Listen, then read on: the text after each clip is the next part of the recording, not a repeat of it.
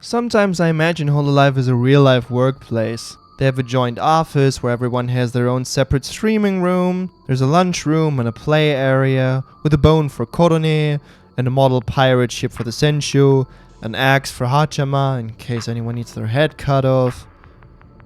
I mean, that always works so well in the Hololive anime. But despite all of the insanity that is Hololive, there is something I find peculiar. Something I noticed only a short while ago.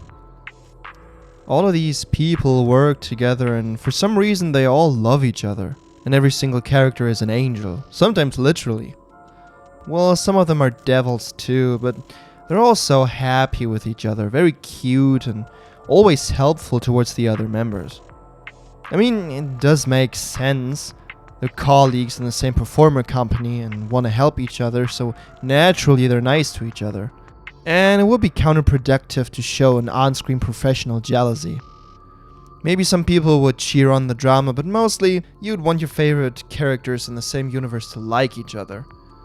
But at least one of the characters developing jealousy would make sense. After all, they're not just co-workers and promote each other's channels during a collab, but they're actually in direct competition to each other as well. And you know how competition works. If you spend any time among groups of people who want the same thing, envy ensues. Envy leads to jealousy, and jealousy can bring out ugly sides in genuinely nice people. It can motivate or destroy them. And you really can't deny that some members do much better than others. When I got baited into Hololive by Korone clips and got drawn in by Gargura into Hololive EN, I immediately guessed that Emilia Watson and Ninoma Inanis would be the least successful of the group, and judging by current numbers, I was kinda right and kinda wrong. Watson by far is the least interesting member to me personally, but the fact that arguably the most multi-talented members, Ina and Chiara, have the least subscribers is kinda baffling to me, and it shows how hard work doesn't always pay off, and life on YouTube can be rough. In my opinion, the one of a filthy casual, Chiara is the most hardworking EN member, and yet she's the least successful by numbers. And still she's never shown any sort of jealousy towards her fellow members. She's just full of positivity and love. That can be seen all over Hololive, but let's take a little bit more of a realistic approach.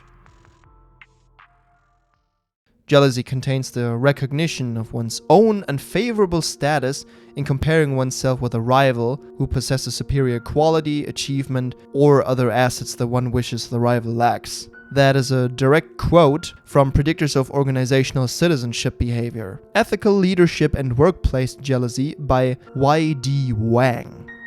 Translating that into the workplace, it means that in order to feel jealousy, you need to have somewhat of a negative view on yourself, because you see others as better than yourself. Now, that's not necessarily a bad thing. If you accept the strengths of others and use it as an inspiration to either master their strengths or your own ones, that can be great. It could make for an enjoyable rivalry if there are no hard feelings involved.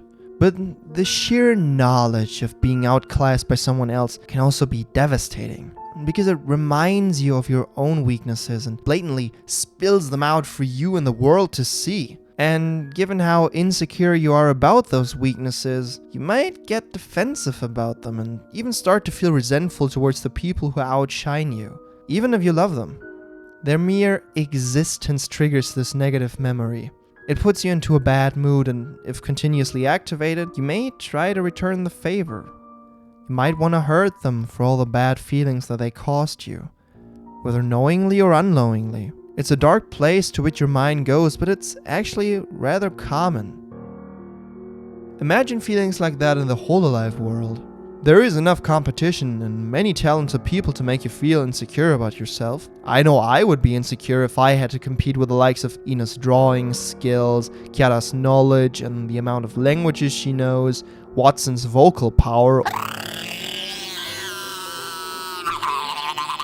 Okayo Kroni's voices, Hato's creativity, or Ayami's cuteness. And now, imagine being introduced into a branch of Hololive that simply does not reach as many followers as JP or EN does. I think that all of this makes for a great background story for a tragic villain. and one of ID's members is undoubtedly perfect for this role. The first few times that I heard of Kureiji Ollie was through the Hololive name rap. God, I could listen to this Kureiji 100 times and not get tired of it. And the animation about her trying to steal Calliope from Kiara. Don't you stick your arm out of there. Come out! Sticking your arm out at me. Come and face me. No. At first, I was confused about her antics and personality, but then I started to cheer her on. She had so much energy and happiness to share. She kind of reminds me of a young Jacksepticeye. I love nature so much! Hello, birds! I mean, listen to this laughter.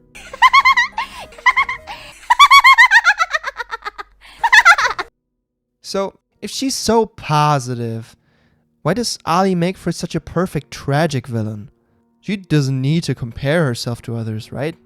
She has 1.02 million subscribers on YouTube, which is way more than double the amount of Anya's subscribers. She can sing, which she proved on multiple occasions. She has an enviable vocal range and a strong grip of control over it too. Notice how she uses rasp and clarity to distinguish between herself and her alter ego Olivia. I just hope that Ina doesn't really know this map, but she probably does. 頑張ろう. But I could do it. 頑張ってください. That was just a brief naming of some of the things that Ollie can do.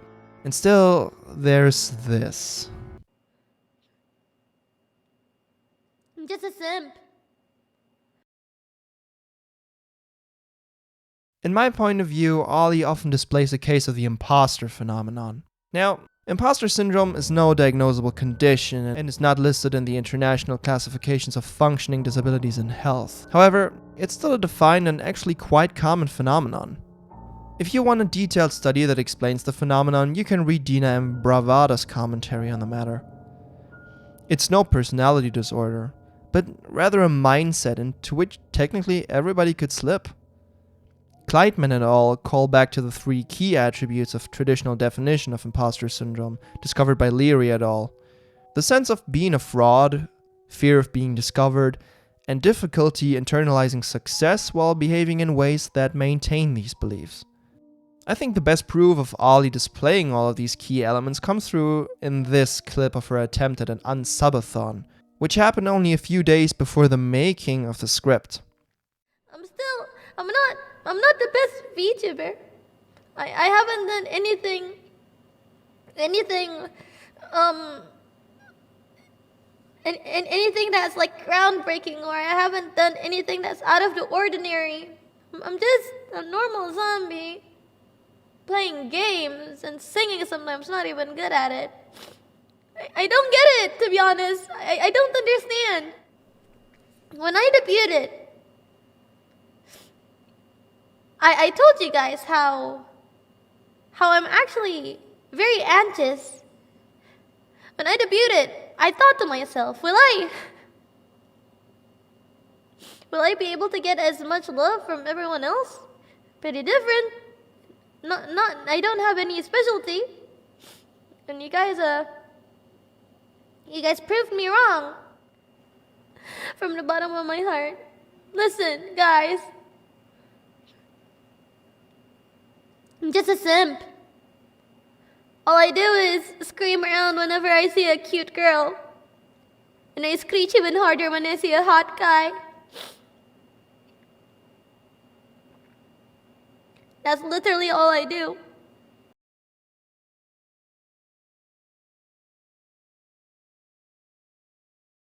There is a lot to unpack here. Just the fact that she tried to get people to unsubscribe from her videos is an interesting detail.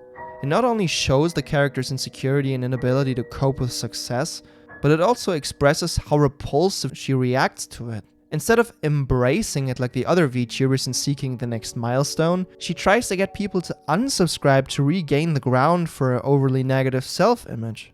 And then we have lines like, I'm just a normal zombie, playing games and singing sometimes, not even good at it. Ollie isn't the only VTuber to sing and play games. Actually, it's kind of the main thing that a lot of Hololive members do. so it kind of goes without saying that she's comparing herself to her fellow idols and views their accomplishments in an overwhelmingly positive light, while her own actions crumble in comparison. And then there's this. I'm just a simp. That's literally all I do. I mean, she's basically screaming I'm a fraud at her faces, trying to downplay herself while everybody else in the audience is messing with her self-image by continuing to stay subscribed or subscribing if they haven't already. Diagnosis: Kureiji Ollie has imposter syndrome. 4 days after the unsubathon, Ollie streamed with a completely different approach to her former ones. Take a listen. But since we're on this journey together, I kinda found my worth. I realized my worth after reaching 1 million. Because of that, I will stop. I'll stop being a VTuber.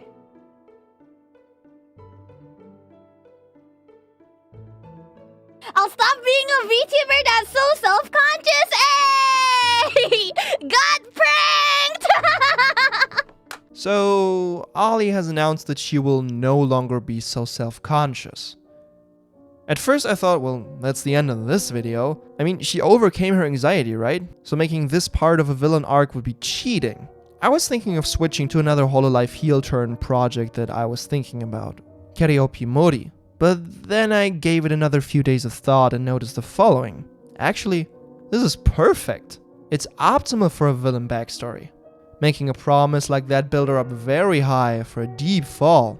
Now she has to meet new expectations that require her to go against her own self-image. And if she fails to live up to these new expectations, which is likely since she has a tendency to downplay her own achievements, she may find herself utterly devastated. Now, her hero arc would be to stand up with the help of her friends and her followers and go on and all that. It would be very inspiring to watch, but no, that's not what we're here for. No, we're taking the darker route. So, let's suppose Ollie does crash and burn and relapses into her old pattern of behavior. What could that do to her? How does a person with imposter syndrome cope with failure? Bravada's commentary states the following.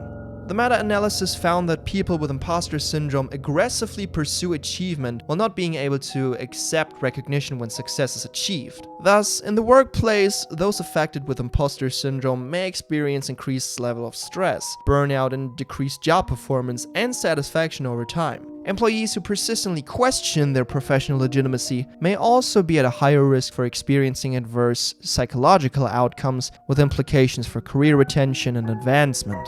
When employees with imposter syndrome are faced with more responsibility and less supervision, their symptoms of self-doubt and fears of being exposed as a fraud have shown to increase. Crawford et al. Found a significant relationship between imposter syndrome and self-reported conflict managing work-life balance among affected employees. However, they found that this relationship was minimized if employees perceived that they were giving greater organizational support. So we learned that the symptoms of imposter syndrome worsen the more responsibility lies on your shoulders. They're also at risk for burnout, doing worse at the thing that they love to do and finding it hard to enjoy said thing. Now, imagine the following. We're cutting off the canon after her new resolution. So, Ollie makes her new plans and sticks to them for a couple of days, maybe a week or even a month passes by, and she doesn't put herself down over anything. And then suddenly she releases a project on which she's been working on for quite some time, and it becomes a massive success. Maybe she did another song video. Maybe she gets a 3D animation. Maybe she gets voted VTuber of the Year. Is that even a thing? Whatever. And while all eyes are on her, Ollie feels her old behavioral pattern return to her. It's a feeling, almost a craving, for the terrible sensation which she swore to abandon. But alas, she falls into the trap and starts crying, rejecting all kinds of congratulations and apologizing a million times. As always, her fans tell her that it's okay and that they'll support her no matter what, but This time, Ollie breaks and ends the stream early. After that stream, Ollie feels several glaring emotions.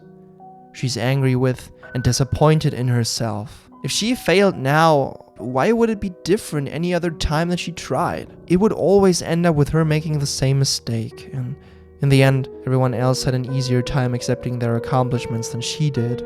Could she even call herself an idol if she couldn't be happy with her success?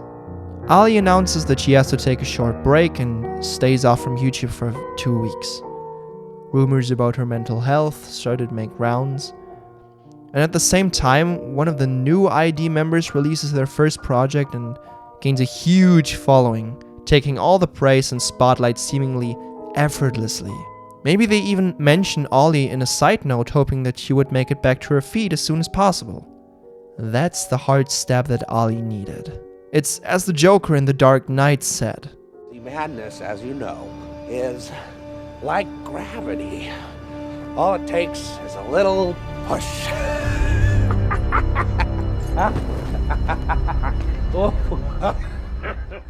What was intended as a nice gesture feels like an intentional diss directed at Ollie's shortcomings.